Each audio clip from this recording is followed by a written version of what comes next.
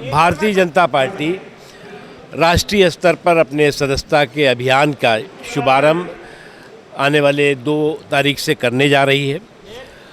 और जैसा कि आप जानते हैं कि भारतीय जनता पार्टी पूरी दुनिया की सबसे बड़ी सदस्यों वाली राजनीतिक पार्टी है। हमारा यही मानना है, हमारा यही अपील है कि जो अल्पसंख्यक और मुस्लिम समाज है उसको भी भारतीय जनता पार्टी को अपने दिल और दिमाग से ब्लॉक करने के बजाय फॉलो करने की ज़रूरत है।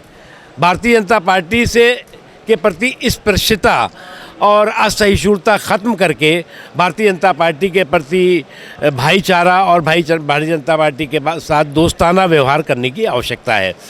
इसलिए कि भारतीय जनता पार्टी ने समाज के किसी वर्ग के साथ उसके विकास में किसी तरह की कोई कमी नहीं की, तो भारतीय जनता पार्टी के साथ विश्वास में कंजूसी नहीं होनी चाहिए। और जिन लोगों ने समाज के इतने बड़े वर्ग में भय भ्रम का भौकाल खड़ा करके उनके वोटों की जागीरदारी और उनके वोटों की ठेकेदारी की है, उन्होंने उनका सबसे बड़ा नुकसान किया है। और इसीलिए जो समाज के सभी वर्गों के बीच में भारतीय जनता पार्टी जा रही है और हम लोगों ने यही कहा है कि रिवायतों की सफ़ेद तोड़कर बढ़ो आगे, जो तुमसे आगे हैं तुमको जगह नहीं देंगे। और इसलिए आज के कार्यक्रम में भारतीय जनता पार्टी के प्रदेश अध्यक्ष भूपेंद्र सिंह जी, उत्तर प्रदेश सरकार के उप मुख्यमंत्री पाठक साहब, हमारे मोर्चे के प्रदेश अध्यक्ष वासिद अली साहब, हमारे अल्पसंख्यक आयोग के पूर्व अध्यक्ष और मोर्चे के पूर्व प्रदेश अध्यक्ष अशफाक सैफी साहब और भी सभी बहुत प्रमुख लोग यहाँ पर उपस्थित रहे और पूरे प्रदेश से बड़ी संख्या में कार्यकर्ता इस कार्यक्रम के दृष्टि से आए थे। क्या लगता है सदस्यता अभियान एक जी बताएं। सदस्यता अभियान के बाद क्या आपको लगता है मुस्लिम वोट बैंक भी क्या बीजेपी की तरफ आएगा?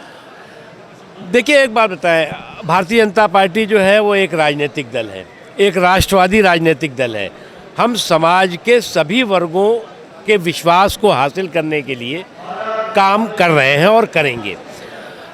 हमें हमारी यही अपेक्षा भी रहती है, हमारी यही कोशिश भी रहती है कि समाज का सभी हिस्सा, ख़ास तौर से वो हिस्सा जो कि भारतीय जनता पार्टी से किन्हीं न किन्हीं भय और भ्रम के भौकाल के कारण दूर है, उनको हमें साथ लाना है और इसमें हम लाएंगे। सर, जो पीडीए है उसी पीडीए के दम पे विपक्ष कह रहा है कि जो 10 सीटें हैं चुनाव में वो सभी सीटें हम जीतने जा रहे हैं। देखो, एक बात बताऊं मैं आपको, एक तरफ जो है वो सामंती सुल्तान है और दूसरी तरफ समाजवादी टीपू है। अब सामंती सुल्तान और समाजवादी टीपू का जो जुगाड़ का जमघट है, उनको लगता है कि ये कभी पीडीए का नाम लेकर, कभी कुछ और नाम लेकर के, और कभी संविधान का ख़तरा दिखा करके, कभी अल्पसंख्यकों का ख़तरा दिखा करके, कभी सेकुलरिज्म के ख़तरे को का भौकाल खड़ा करके, और उन्हें लगता है कि उनको कोई फ़ायदा होगा। उससे फ़ायदा होने वाला नहीं।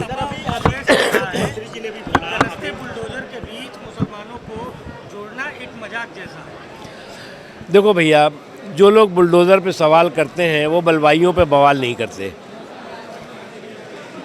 जो बलवाई हैं उनको कानून के तहत कार्रवाई होनी चाहिए और समाज के सभी वर्गों में सुरक्षा का एहसास ज़रूरी है। सर, मुख्यमंत्री जी ने भी बोला अभी हाल ही में कि पाकिस्तान में और जिस तरह के बंगाल में जो हालात हैं उससे कहीं ना कहीं सबक लेने की आवश्यकता है और लोगों को एकजुट रहना होगा ताकि स्थिति ऐसी ना हो कि कटने जैसी स्थिति हो जाए। ये बात बिल्कुल सही कहा उन्होंने जो कहा कि कटोगे बटोगे तो कटोगे। लोगों को याद होगा 47 के बाद जब जो है वो बंटवारा हुआ था और उस वक्त जो है वो कितना जुल्म, कितना जुर्म और कितना ख़तरनाक माहौल था। तो जो मुख्यमंत्री योगी आदित्यनाथ जी ने कहा है, समाज के एकजुटता की बात कही है, समाज के अंदर एकजुटता के माहौल की बात करी है, और ये जो है वो सभी समाज के लिए सबक भी है और संदेश भी है। Thank you sir.